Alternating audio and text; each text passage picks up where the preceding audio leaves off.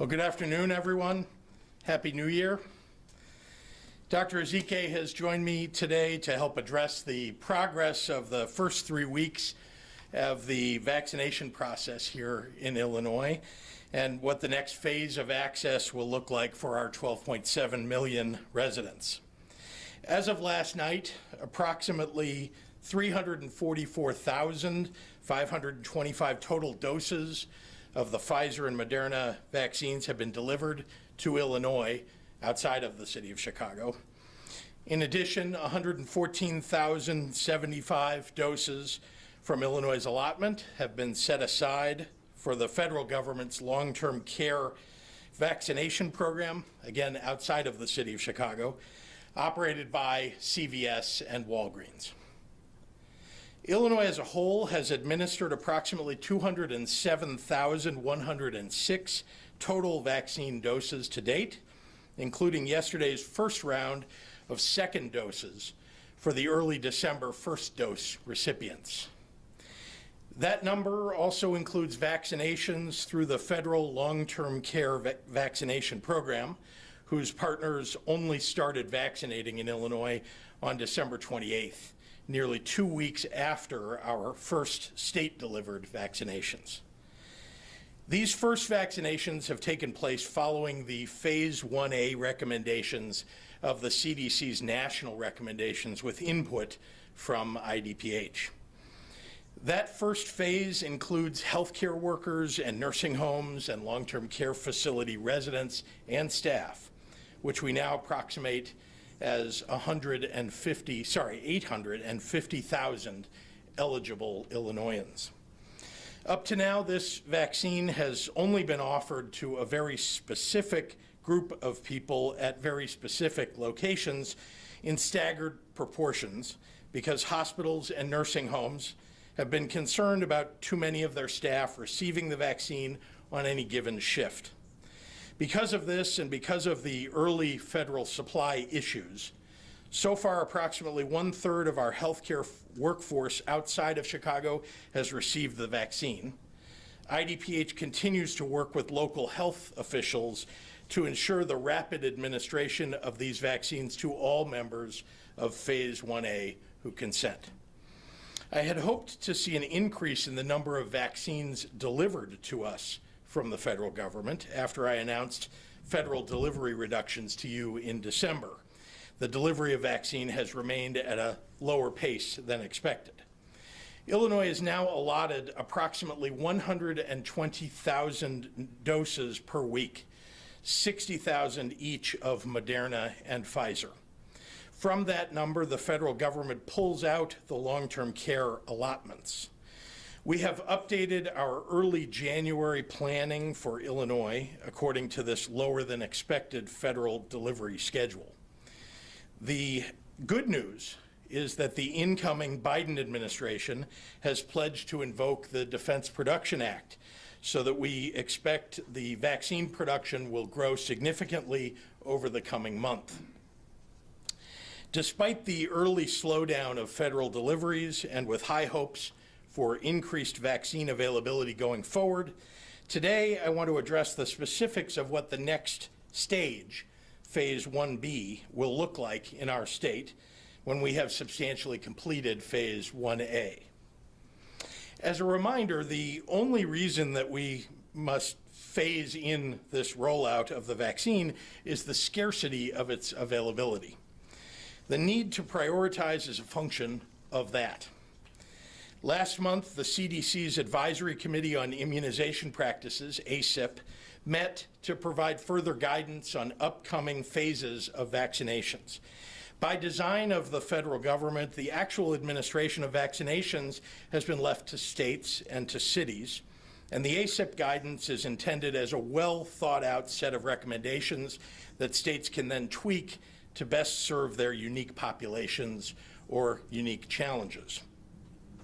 I want to commend ACIP for its efforts, which have been very important in our process. None of the decisions that ACIP made were easy, and none that fall to the states are easy. Broadly, ACIP's recommendations are focused very properly on preventing illness, saving lives, and restoring the functions of society, which is why their guidance on Phase 1B has included, importantly, seniors 75 and over and frontline essential workers. And I'll dive into how the CDC defines that term in just a moment. ACIP's guidance serves as the foundational blueprint for Illinois' Phase 1B plan, with one key adjustment. Here in Illinois, we are more strongly pursuing equity in the distribution of our vaccinations. Let me begin by talking about ACIP's recommendation that Phase 1B include only seniors who are 75 years old or up.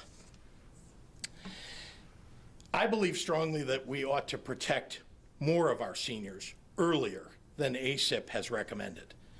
For the last 10 months, we have seen the fundamental vulnerability to COVID-19 of the entire population of our seniors, not just those 75 and over. And importantly, the average age of death from COVID-19 is much lower than 75 for Black and Latino Illinoisans.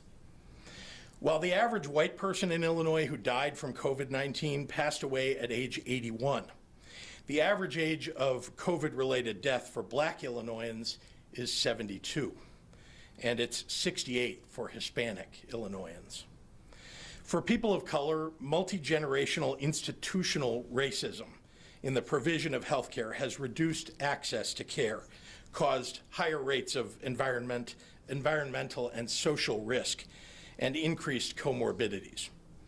I believe our exit plan for this pandemic must, on balance, overcome structural inequalities that have allowed COVID-19 to rage through our most vulnerable communities. Lowering our minimum age for vaccinations in Phase 1B is one critical component in addressing that. So the one area where we are diverging from the ACIP recommendations is this. In Illinois, if you are 65 and over, you can get vaccinated in Phase 1B. We've adopted the rest of ACIP's Phase 1B recommendations, which is mostly focused on frontline workers, a group that in many of these industries is disproportionately made up of people of color. The ACIP term frontline essential worker is really focused on those individuals who carry a higher risk of COVID-19 exposure, in large part because their work duties can't be performed remotely. So they spend more time in proximity to other coworkers or members of the public. The CDC estimates about 30 million Americans are frontline essential workers. That includes first responders like firefighters and police officers, educators like teachers, support staff, and child care workers, people in essential industries like the Postal Service, manufacturing and distribution, public transit, food and agriculture, grocery stores, and congregate facilities. All in all, Phase 1B totals approximately 3.2 million people throughout the state of Illinois. As we enter this next phase of vaccinations, I have directed my team to utilize every available state resource, a massive infrastructure and logistics effort, to get this vaccine out to as many people as possible, as quickly as possible. A vital component of that is our extraordinary Illinois National Guard, who orchestrated the development of our robust public COVID-19 testing infrastructure early on in the pandemic. Under General Richard Neely's direction, the Guard will bring their expertise, their precision, and their efficiency to standing up mass vaccination sites across the state. We're also actively increasing the number of providers registered to administer vaccinations so that we can implement widespread and equitable availability as more and more vaccines are delivered to our state. As we do this, my administration has also issued additional non-discrimination guidance to ensure vulnerable and historically marginalized communities receive equitable, informed access to these vaccines.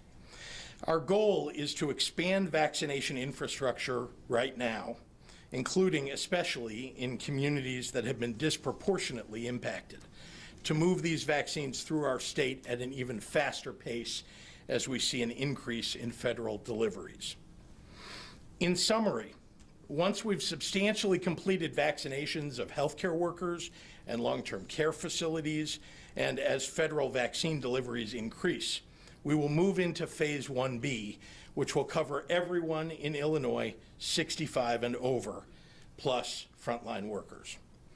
Our IDPH team continues to review ACIP's recommendations for Phase 1C, and Dr. Ezike and I will provide a further update on that sometime over the next few weeks. Finally, before I turn it over to Dr. Ezike, I want to make an announcement regarding the Tier 3 mitigations currently in effect across the entire state. Since November 30th, I have maintained, at the advice of Dr. Fauci, of Dr. Ezike, of IDPH, and other infectious disease experts, that it would be unwise to downgrade any region from our current Tier 3 mitigations while in the holiday season, when people were particularly prone to gather in multifamily groups and do it without masks, the thing that could deliver the worrisome surge upon a surge. I'm incredibly grateful to the people of Illinois for making the difficult choice to take extra caution around Thanksgiving. Illinois did not experience the post-Thanksgiving uptick at a rate that plagued most of the rest of the country. And we're watching closely in this incubation period post-Christmas and New Year's. I'm cautiously optimistic, as there are some early signs indicating that some regions have made real progress and won't reverse that progress this week or next. So on January 15th, exactly one incubation period from New Year's Day, any region that has met the metrics for a reduction of mitigations will be able to move out of Tier 3 of our mitigation plan. My prayer for the new year is that everyone stays healthy and all of our regions continue to move in the right direction. And I ask all Illinoisans to join me in making that possible by wearing a mask and keeping your distance. Thank you, and with that, I'd like to turn it over to Dr. Ezike.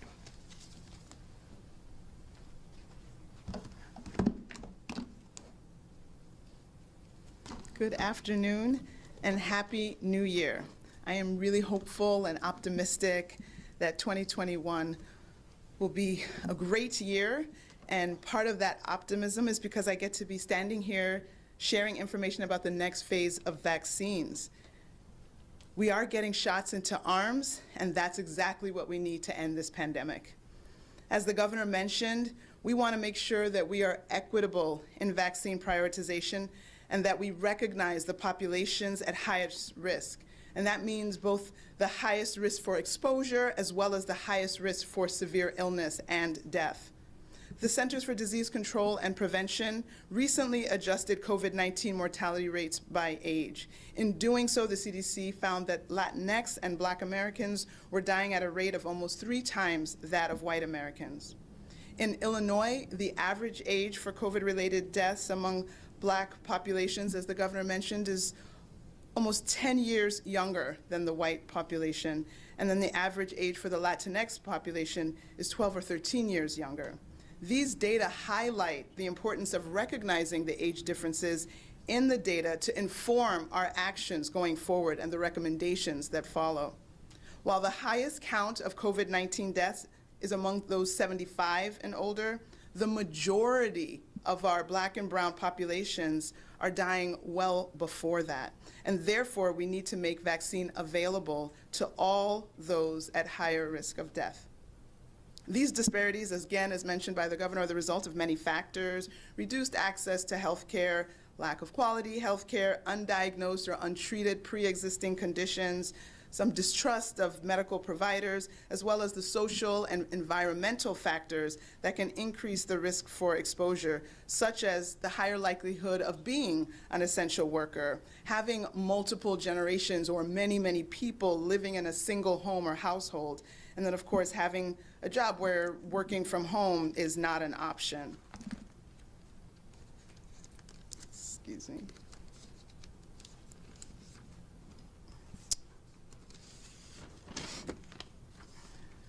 So throughout this pandemic, we have been working closely with our minority communities to make sure that we increase access to testing, and as well to provide information and educational resources.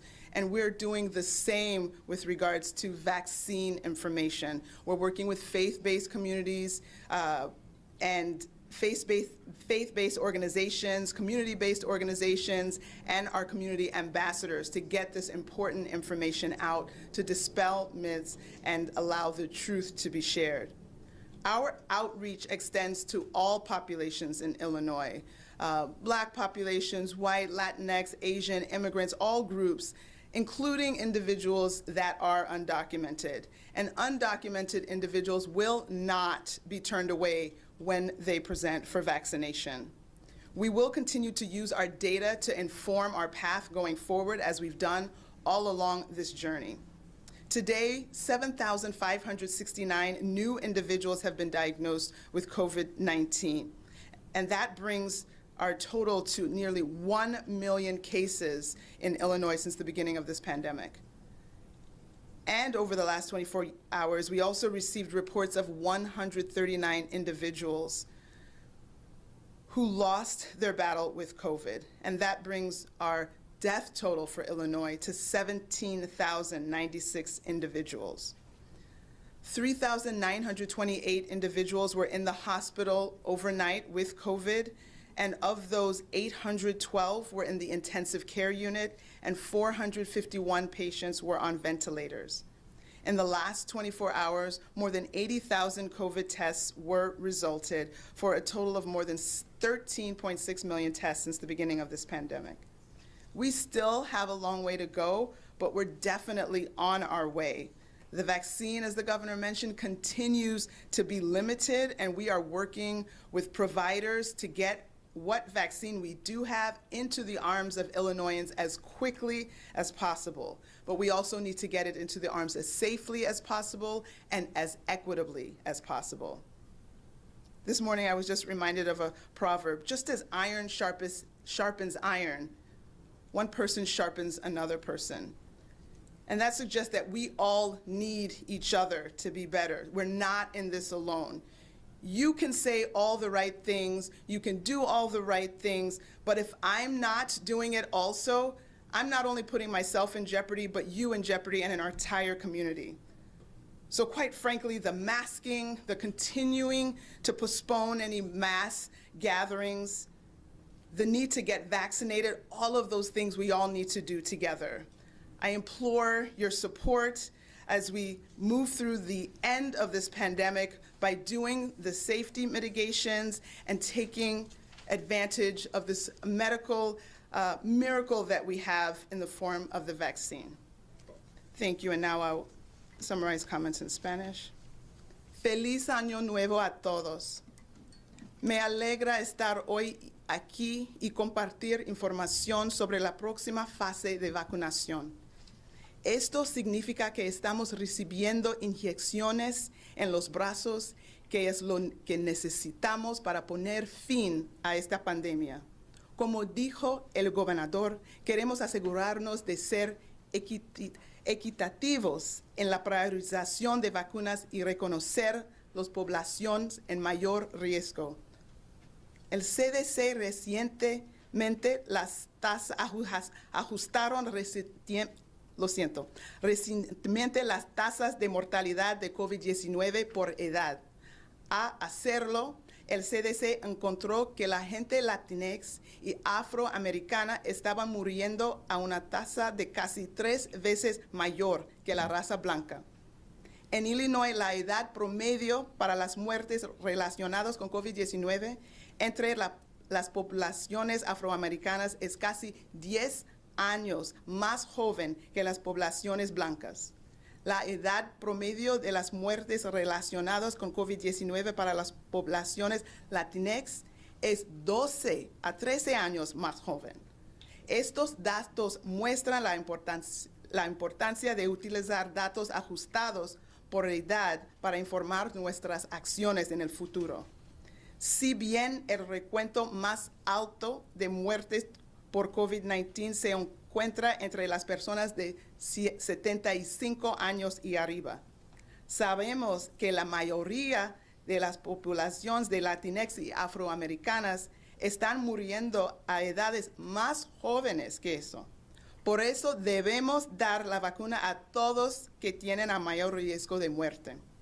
Estas disparidades son el resultado de muchos factores: falta de atención médica de calidad, condiciones preexistentes no diagnosticadas o tratadas, desconfianza en los proveedores médicos, y también hay factores sociales que pueden aumentar el riesgo de exposición, siendo trabajadores esenciales, tener un trabajo donde trabajar desde casa no es una opción, y varias generaciones viviendo en una casa. Vamos a continuar utilizando nuestros datos para informar nuestro camino a seguir adelante cuando hay más vacunas disponibles. Hoy hay 7,569 personas nuevas con COVID-19 para un total de más de casi 1 millón casos en Illinois.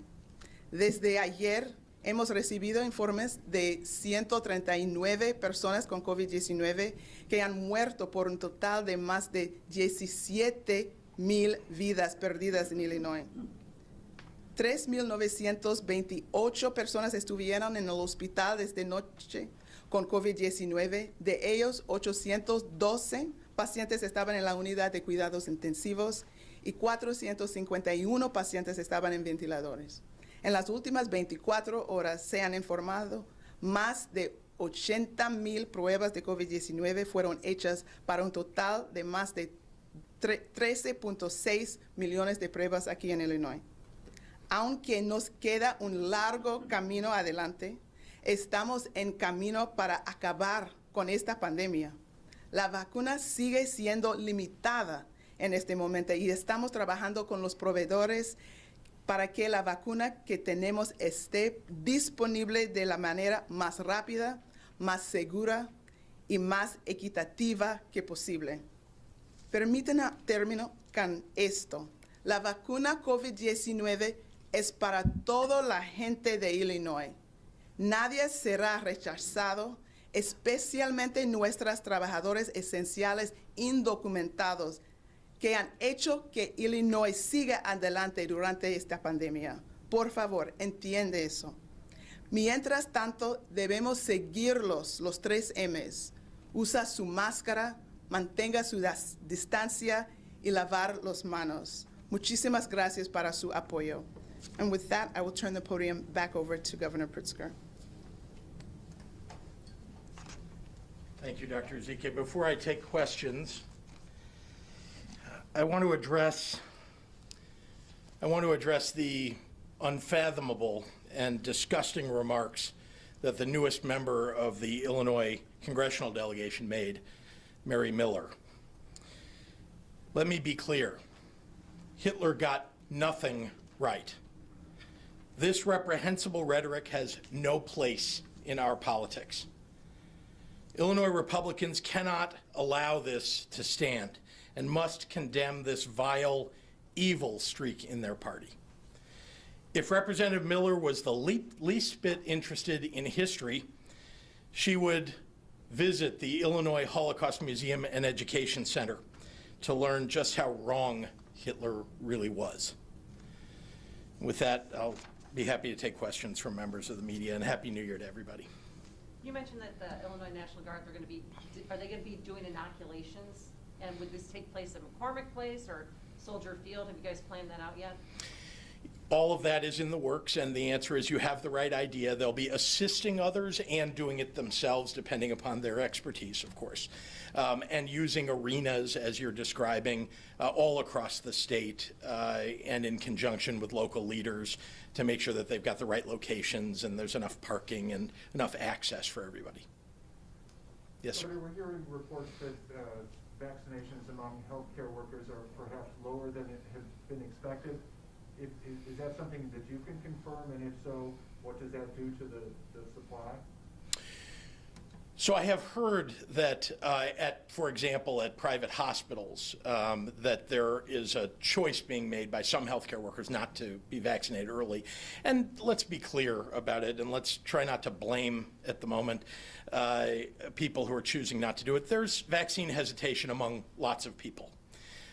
And even among the most educated people, I have heard people say, well, I want to see someone else get it first and see how they react. Or maybe I want to wait till someone gets their second dose, and then I'll go for my first dose. So, I do know that there are people who are choosing not to be vaccinated. And I've heard this at private hospitals. I've seen it. That isn't going to stop us. We are going to continue. And people are choosing to uptake as we go here. There will be, as education is done, as people understand this better, as they become more comfortable with it and they see more people get it, I expect that more and more and more, not just healthcare workers, but others, as we open up to 1B and 1C, will want to get vaccinated. Is it enough that it is creating more of a surplus of the supply than you would have expected? No. Whatever is, not being chosen to be uptake, by somebody to have injected in their arm, is being given to somebody else at that facility. The facilities themselves, the hospitals, for example, are telling us, because they discuss this with their workers, how many vaccines they need to have doses they need to have delivered, and then we're delivering those doses. And if they have leftover doses from any given day, they're giving them on the next day. How are you anticipating folks in 1B will be able to sign up to get this vaccine? Yeah. So we have electronic means for scheduling. That's one thing that'll be in 1B. So by appointment, but obviously in mass vaccination sites, you'll have multiple people with appointments at similar times, right? Every few minutes, and in multiple lines of people that may want to get vaccinated at any given moment. So that's one way. Obviously educating people about where they can go. In some places there will be a lot of people that want to get vaccinated very early. In other places it'll be staggered. So it will depend on the location and the desire of people who live in that area who qualify.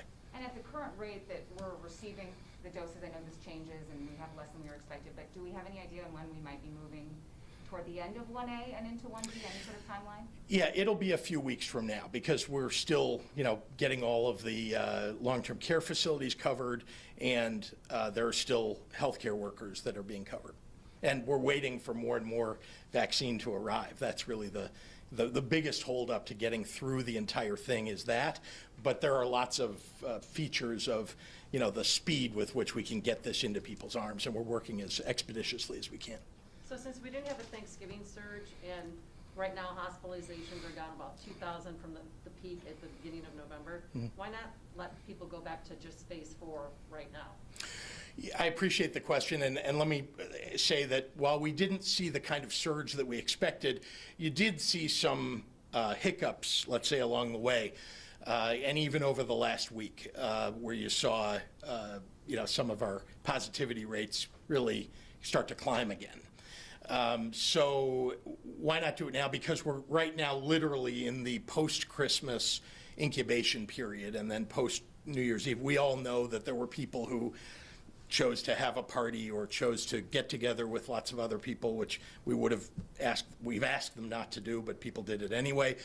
We want to make sure that we're keeping our infection rates as low as possible, and so we've scheduled essentially one incubation period after January 1, which is why January 15th is when, and by the way, these regions can move down not just to Tier 2, but wherever they belong in terms of what their infection rate is and what their hospitalization rates are. We'll do two more in the room, and then we got to get online. Yeah. Just real quick, you mentioned the Defense Production Act, which President-elect Biden might enact. Do you have any anticipation as to what impact that might have on production? In terms of the numbers, Yeah. It's hard for me to estimate because I haven't been to the facilities that are manufacturing this, but I do expect that the ramping up will get to a point where we'll get hundreds of thousands per week of vaccine. I mean, right now we're not getting hundreds of thousands. We'd like to see 500,000 per week, and we're hopeful that we can get to that point. But it's hard for me to predict exactly when we would get there or exactly how many will be delivered, but my expectation is it'll be a lot more delivered to the state of Illinois once the Defense Production Act is invoked. I'm a little bit of a nerd, but I watch other governors' COVID-19 updates. Mm-hmm. And Governor Walz in Minnesota, he stopped sports and said, give me 3 weeks, I'll come back to you. Mm-hmm. And then he came back in 3 weeks and said, all right, this is what we're gonna do, we're gonna start practice. Yeah. Can we, I just feel like the parents and the kids who need something right now, Yeah. they are dying on the vine, Yeah. okay? Can you meet with IHSA? They feel like communication has been completely cut off. Yeah, there's. And they're meeting Yeah. January the 13th, and they want you or Jesse Ruiz or somebody. Yep. Because we need to get the ball rolling here. Our kids are suffering beyond. Yeah, but remember, it's not like there's no discussion that goes on about sports. It's just that the IHSA, which is one of many organizations in the state of Illinois, just that the IHSA isn't part of those discussions, that we have doctors and others that we rely upon internally to help us make some decisions. And then when we're at a point where it's appropriate to have a conversation with one of the organizations or a number of them, we'll do so. All right, last question. Okay, okay. I do have two from my colleagues that are very different topics. Let's make it quick. Okay, so first and foremost on the new strain, I know Dr. Zika, you mentioned you were monitoring it. Has it been identified here in Illinois? And is there any indication that it could be more contagious in children? Actually, I'll let Dr. Zika answer. Okay, I know and then for the a few second one's answers, for you, but- Governor. Okay, so this UK variant, the B.1.1.7, obviously has been identified in some states in the United States. We have not identified it here yet, but that does not mean that it's here, that it's not here. So the likelihood that it's here is very, very high. We do genomic surveillance, where we do the genomic sequencing to look for this variant, so we haven't found it yet. In the samples, we obviously don't test every single sample, but of the samples we have generated, we have an internal team in the state that does sampling, and we also send samples to the CDC, and between all of those samples that have been sent, we haven't found it. That doesn't mean, again, it's not here, but it means that it's not in a high enough percentage proportion compared to the other circulating strains to suggest that it's predominant. I want to remind you that in the UK, it was about 80% of all the strains, and so that's why it was very clear that it had taken over the others. That's clearly not the case here, or we would have found it in even the sampling that we're doing now. So we will obviously continue our sampling, the sequencing, and we will let you know as soon as we find it, and then we will continue to be monitoring. In terms of the higher transmissibility, again, we don't have the data here to suggest we are following the data that we are hearing from our partners across the oceans, just as you are. They are suggesting, based on inference, not really clear cause and effect data, but by inference, they are seeing that it looks like the kids might have a bigger role in this, and that there's higher transmissibility. What does that mean for us? That means that we need to double down on the efforts that we're already supposed to be employing. So, if we've been lax and said, I'm not so much of a fan for my mask, and 2021 I want to do things differently, that's not the right move, right? We need to be more vigilant, because potentially it takes fewer particles of this virus to cause infection and illness. So that means you don't want to have even a moment extra without our mask. That the more likely, the larger gatherings, you are more likely to get infected even with a brief encounter. Maybe 15 minutes is not a thing. Maybe with 5 minutes that could do something. So the large gatherings, the using of the mask, those are things we need to double down on to protect ourselves for COVID in general, and if we have this UK strain, this variant. And Governor, quickly, what is the state doing to prevent unemployment fraud, and is there a breach or hack in the system? One of my colleagues at NBC Chicago says many people are receiving notices that someone filed unemployment claims in their name, and it's often taking weeks or months to get resolved, if at all, and they're unable to get their own benefits if someone's doing this in their name. So there's not been a hack detected in our systems. That's not a thing. People are using information, is what we understand, that they've garnered from other hacks that have occurred sometimes a couple of years ago. I've cited a few of these, but you remember when one of the credit bureaus was hacked a couple of years ago, and Target and some of the other retailers. That information is sometimes held for some period of time. They don't just immediately go out and start charging on people's accounts or using that data. Sometimes they just hold it in abeyance, hoping that you won't do anything. If you're a Target card holder, for example, that you won't go check your credit, that you won't, that if nothing's happening, maybe nothing will happen. And then they strike at some point in the future. This is an example of how people are now being used. Their information is being used in a fraudulent fashion at IDES. A lot is being done to try to prevent that, and most of all, to even if someone receives a letter or they receive a card or something like that, to make sure that there's actually no effect on them. That's a lot of what we're focused on, is just to make sure there's no real effect on somebody. Okay, Grace at Capital News Illinois is asking, when do you anticipate to see an increase in the federal distribution of the vaccine, and what does that increase rely on?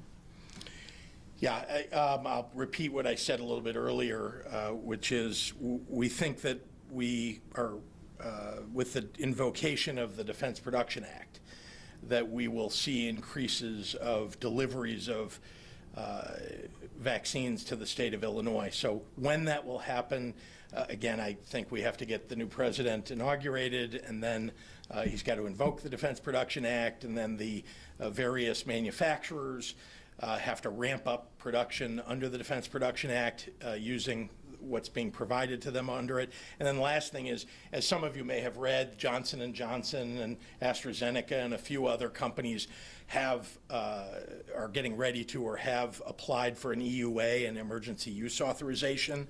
And whenever that is granted, that will give us yet another manufacturer and other manufacturing facilities to rely upon. So I'm hopeful that all of those things will allow vaccine production to increase significantly. Dean Olson at the SJR, are we starting to see a surge from end-of-year gatherings? It is very hard to tell. I mean, I just want to be clear that what I can tell you is we've all seen, I think he's asking this question because of it, we've all seen that the positivity rates have gone up. We also know, though, that fewer people got tested around the holiday. They were busy, or they weren't feeling poorly, or weren't doing things that were preventative. And so, as we see people get back into testing today, we had a higher number than in previous days, and so on. We're going to see whether the positivity rate is stagnant or moving down, and so hard to really answer the question. I don't think it is moving in a wrong direction, but as you saw by the tilted head of my colleague, the director, we don't know, is the truth. Jonah Meadows at the Patch, according to the CDC, Illinois ranks 21st among states in percentage of vaccines administered. Does the state expect to increase that percentage, and if so, when and how? What was the cited information? The CDC. 21st in what? In states, so I think he's got this a little bit wrong. Yep. According to the CDC, Illinois ranks 21st among states in the percentage of vaccine distributed to be administered, about 33%. Yep. Does the state expect to increase that percentage, Yep. and if so, how? The CDC is actually tracking administered vaccine, not distributed, but. Yeah, and I want to try to set everybody straight on the numbers here. What gets reported immediately are the deliveries of vaccine. What gets reported sometimes 24 hours, 48 hours, or 72 hours later is that someone had that administered. So once you have it administered, whoever gave it to you, the vaccine, has literally 72 hours by CDC guidance to let us know that they administered that. They can do somebody in 24 hours, report that, and they can report at the same location the next person 48 hours later, and that's all allowable.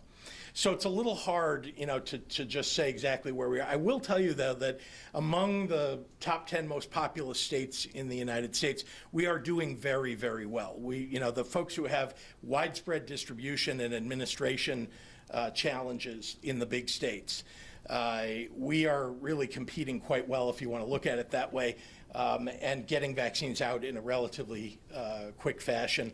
I want to do even better. It's why we're going to have the National Guard brought in. It's why we're going to open up so many other locations. But I consider this a race to get vaccines in people's arms as fast as possible. And that's the measurement that we all should be focused on. It's not distribution. Distribution is literally the delivery of boxes of trays of vaccine to a location. It's the administering of those vaccines into people's arms that is what really counts.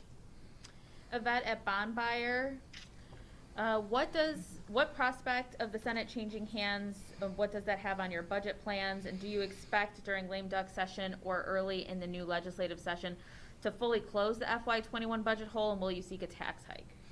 And what was the time period she was suggesting that we would get the budget hole closed? During the lame duck Lame session duck. or early in the new legislative session? Yeah, so, I mean, certainly our goal is we have to close that budget hole as soon as we can.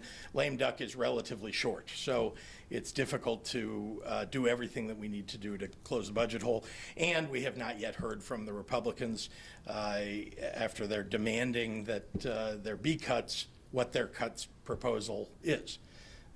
So that's one challenge we need to overcome. As far as the